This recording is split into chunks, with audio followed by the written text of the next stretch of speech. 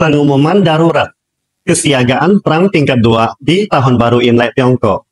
Tahukah Anda, saat semua orang sibuk mempersiapkan diri menyambut Tahun Baru Imlek dengan hiasan meriah, para prajurit di perbatasan China justru memasuki status kesiagaan perang tingkat 2. Mereka tidak mendapatkan liburan, sebaliknya harus mengorbankan waktu bersama keluarga demi keamanan negara. Banyak di antara mereka bahkan tidak pernah merayakan Tahun Baru Imlek di rumah selama belasan tahun.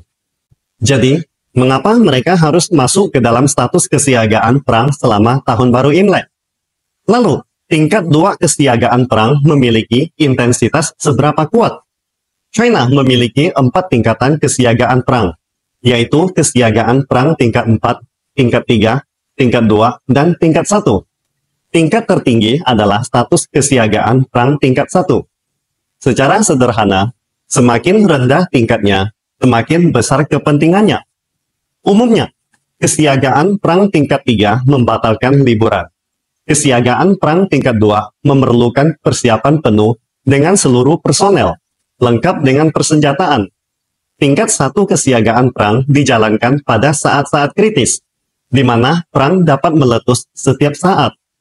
Namun, selama perayaan hari besar atau keadaan khusus seperti Imlek, akan diterapkan kesiagaan perang tingkat 2. Pada saat ini, setiap personel jaga siaga selama 24 jam, sehingga seluruh personel dilarang meninggalkan area penjagaan. Mereka berkumpul di wilayah pertahanan dan bersiap untuk melaksanakan tugas. Senjata-senjata pun diaktifkan. Rudal pertahanan siap untuk peluncuran. Berbagai jenis pesawat tempur bersiap di landasan pacu. Tank, kendaraan lapis baja, dan senjata lainnya dikeluarkan untuk perawatan. Demikian pula halnya, armada laut juga meningkatkan patroli di laut. Secara real-time memantau potensi pergerakan kekuatan musuh, mencegah kapal atau kapal selam musuh masuk ke perairan China. Seluruh angkatan bersenjata melakukan pelatihan pra-perang sementara, siap dikerahkan ke medan perang untuk menghadapi segala kemungkinan.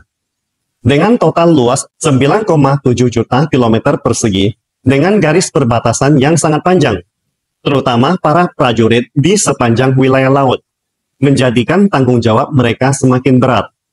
Saat ini, situasi di kawasan Asia Pasifik sangatlah tidak stabil. 3 kapal Indo Amerika Serikat datang berprovokasi dan dapat mengancam stabilitas di wilayah Pasifik Barat kapan saja. Hal ini mengharuskan para prajurit untuk tetap waspada dan siap melindungi setiap inci wilayah negara. Meskipun Hari Raya Imlek adalah saat kebersamaan dan kegembiraan bagi banyak keluarga, namun para prajurit di perbatasan China tetap dalam status kesiagaan perang tingkat 2, selalu bersiap menghadapi segala kemungkinan dari luar. Mungkin ada netizen yang kurang memahami bertanya, mengapa kekuatan pertahanan negara Tiongkok yang sangat kuat hari ini masih harus membuka status kesiagaan perang tingkat 2 selama Tahun Baru Imlek? Setelah mengetahui contoh di bawah ini, Anda akan memahami betapa pentingnya kesiagaan perang selama Tahun Baru Imlek. Sebagai contohnya, Perang keempat di Timur Tengah juga dikenal sebagai Perang Hari Penebusan atau Hari Pendamaian, Yom Kippur. Alasannya, perang dimulai pada hari itu karena Hari Penebusan adalah salah satu hari raya paling penting bagi umat Yahudi. Pada hari itu, seluruh Israel libur. Umat Yahudi berkumpul bersama keluarga, menghindari penggunaan senjata, perangkat elektronik, peralatan komunikasi, bahkan personel militer dianjurkan untuk meninggalkan pos mereka untuk pulang merayakan hari raya. Dapat dikatakan bahwa pada Hari Pendamaian adalah hari paling rentan bagi tingkat kesiagaan perang di Israel sepanjang tahun. Dan tentara musuh melihat peluang ini untuk memulai perang. Akibatnya, Israel harus membayar mahal akibat kelalaian mereka pada hari raya tersebut. Atau contoh lainnya, pada masa Perang Dunia Kedua di Teater Pasifik, Laksamana Armada Gabungan Jepang, Yamamoto Isoroku, juga sedang menunggu waktu yang tepat. Pasukan Amerika yang sedang bersantai pada akhir pekan, tiba-tiba mendapatkan serangan mematikan dari Jepang terhadap pangkalan Angkatan Laut Pearl Harbor yang hampir menghancurkan seluruh armada laut Amerika di Samudra Pasifik. Itulah mengapa semakin pentingnya suatu hari raya, semakin tidak boleh diabaikan kesiagaan perang. Atau contoh lainnya, selama Tahun Baru China pada tahun 1972, saat seluruh rakyat bersukacita merayakan Tahun Baru, sebuah kapal selam nuklir Amerika diam-diam bersembunyi di belakang kapal dagang, menyusup ke Selat Chungcheong untuk mengintai informasi perbatasan. Setelah mengetahui situasinya, pemerintah pusat Beijing segera mengeluarkan perintah pengusiran, yang berakhir setelah 7 hari pertempuran untuk mengusir kapal selam Amerika dari perairan China. Atau pada Tahun Baru Imlek, di hari pertama tahun 2014, pasukan bela diri Jepang tiba-tiba meluncurkan pesawat tempur F-15, melenceng dari wilayah Laut Timur China, mencoba memprovokasi 2 pesawat Su-30 milik tentara PLA. Namun, upaya ini berhasil digagalkan karena pesawat musuh terlacak dan diawasi sepanjang perjalanan mereka mencoba memasuki wilayah udara China. Sebenarnya, contoh semacam ini masih banyak. Pada saat yang paling santai di seluruh negeri selama Tahun Baru Imlek adalah saat tentara PLA paling sibuk. Oleh karena itu, di dalam tentara PLA beredar pepatah tua yang mengatakan, "Lao bai xing shi zai guo jie, ta men cue zai guo guan." Saat rakyat merayakan hari raya, mereka sedang menghadapi ujian berat. Mereka harus berjaga-jaga dari senja hingga fajar, menjaga perdamaian dan ketenangan di seluruh negeri. Meskipun Tahun Baru adalah waktu yang paling santai bagi banyak orang, namun ini adalah waktu yang paling tegang bagi para prajurit perbatasan.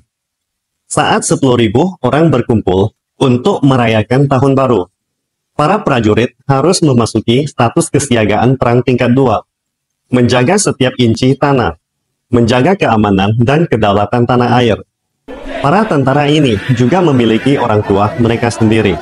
Mereka bukan hanya anak atau pasangan orang lain, tetapi ketika tanah air membutuhkan mereka, satu-satunya identitas mereka adalah sebagai prajurit rakyat.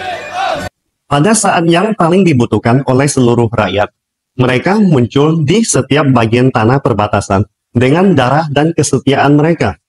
Para prajurit bersiap untuk pertempuran, bertahan di pos masing-masing. Jadi, tidak ada yang namanya masa damai. Yang ada hanyalah orang-orang yang membantu kita memikul beban dengan rasa cinta negara yang sangat tinggi. Dalam situasi internasional yang sangat kompleks hari ini, peperangan dan konflik dapat meletus setiap saat.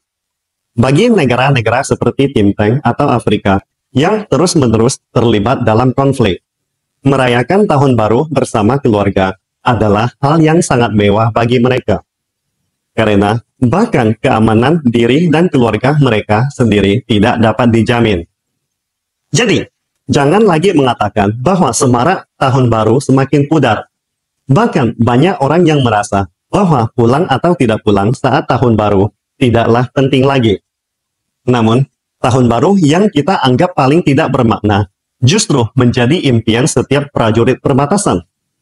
Hargai sekecil apapun pengorbanan seseorang, karena ia rela mengurangi waktu berkumpul bersama teman dan keluarga hanya untuk Anda.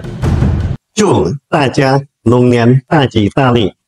Salam Indonesia Maju.